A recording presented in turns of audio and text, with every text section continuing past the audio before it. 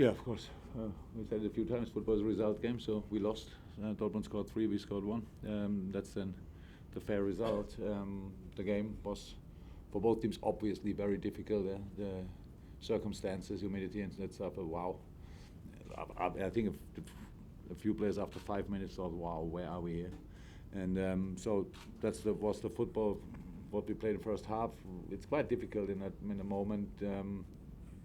Dortmund has exactly the same problems, but with these mixed lineups, to get kind of an organization, you saw this especially first half. Yeah, it's Fabinho from position-wise, he should be the guy who organized it, but then with Adam Lallana around and Curtis Jones and the two wingers, it was not easy. So we couldn't really. The beginning of Dortmund was good. Then we controlled the game kind of, but we didn't create chances or something like that. Not a lot. But we scored a goal after a nice set piece. Set pieces were probably the most positive thing today. Second half we played much better against a completely different Dortmund side. Our pressing was much better. Dortmund tried to play football. It was what played us in our cards. If you want, it's exactly what helps us a little bit to do this. We won the balls, but we didn't do very good things with the balls we won. Surprises that we scored the goal in the first half and not the second half. But we had the two big chances after set piece again with Tom Solanke and Joe Gomez. We had the big chance with I think Ojo. Daniel was in a few good moments, so we had these moments. I like the football then we played there, and then we are completely. It's kind of we had 2 drink breaks, but that was not a drink break. But we did one without drinking, deep in our own half, around our box.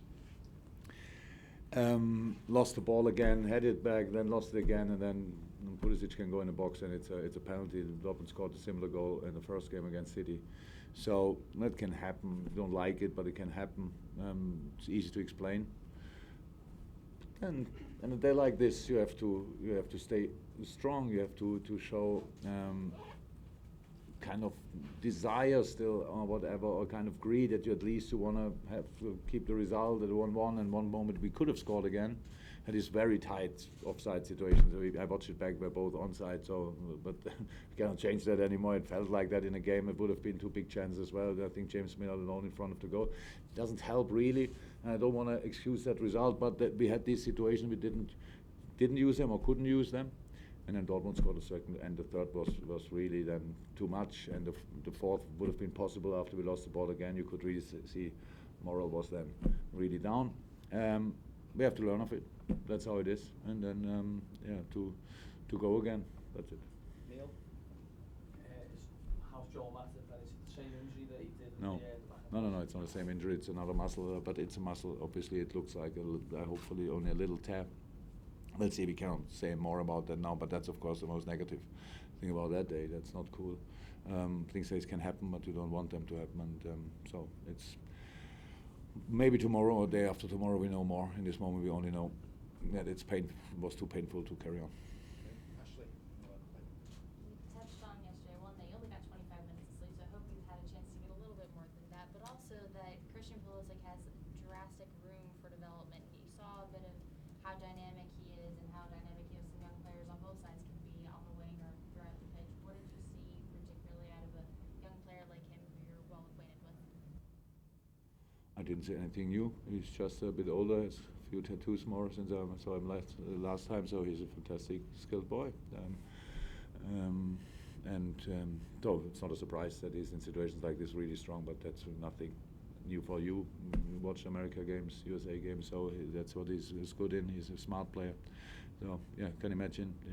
Unfortunately, USA needs more of these players. So one alone cannot do it. That's how it is. So don't put too much pressure on the boy. Then maybe you can have a few more of them, and then you can play very successful soccer in the future. You have enough people to do so.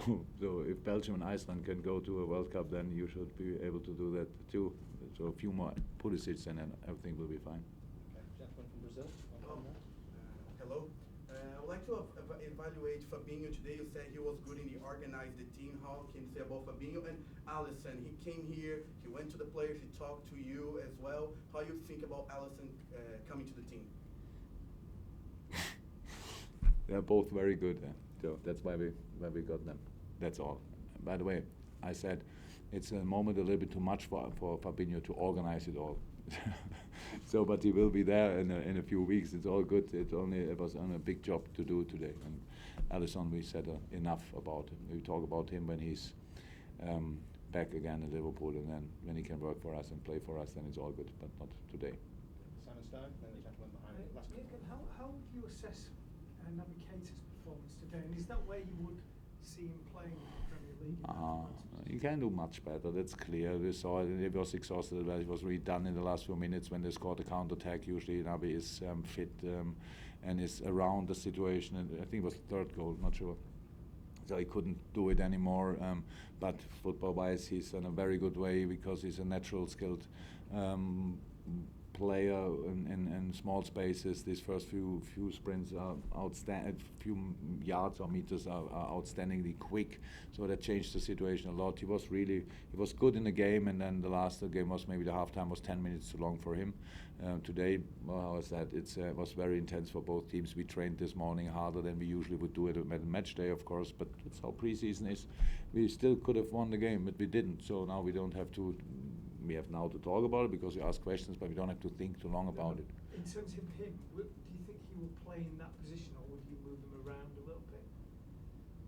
You have any suggestions? No, but I mean, how do you see him fitting into your team? He's a creative midfield player with tactical wise really tactical discipline is a big strength of him usually, but he's doing the right things in the right moment. So that's how good players are. You don't have to tell him to. I don't want to give him 500,000 information. We got him because he is the player he is, and now we want to work with that. That means first of all we let him go and adapt to our system. Yes, I see him as an 8. He can play a 10 as well. Maybe he can play in the future a 6 as well. He played at Leipzig. He played as a winger. That's for sure not his best position, but he can play it because he has the speed for it, he has the football intelligence for it. But we see him as a creative number 8, playing the passes, making the runs with the ball because he's with the ball. He has the same speed like without. That's cool. I don't have a lot of player with this quality, so that's it. We know what he's good in, and we try to fit it in our game, but that should not be a big problem. Okay, we're going to finish, gentlemen, there, unless there's any final. Daniel Sturridge, as we know, he's had a couple of tough years with injuries. He looks really trim and lean and fit at the moment, and he's been doing it on the pitch as well. What do you make of his performance, and is he okay? Because I saw he went down heavy today for a couple of minutes. That was, I think, only a knock. I heard nothing now after the game about Daniel. So yes, he's in a very good shape. That's true. Very intense preseason so far, and he's part of pretty much all sessions so far. It looks really good. Who doubts Daniel Sturridge when he's fit? I don't. So that's no doubt about that. Really, outstanding player. But hopefully he can stay fit, and then the future is bright. So he's still young enough. It's not that he's 30-something, so he's mid-20. So that's good, and he's experienced as well, and has this kind of natural arrogance what you need on the pitch, that you don't start always new. Like if something doesn't work, that you are then 10 minutes out of the game, or even worse, the full game, not involved anymore. He stays in the game, and he's always. It's good for us to have him around. You saw it today. The second half without Daniel would have looked completely different. So it was that good because we had Daniel in the right spaces, and he could lead the group with the ball, if you want. So that was really good. So I'm fine with him 100%.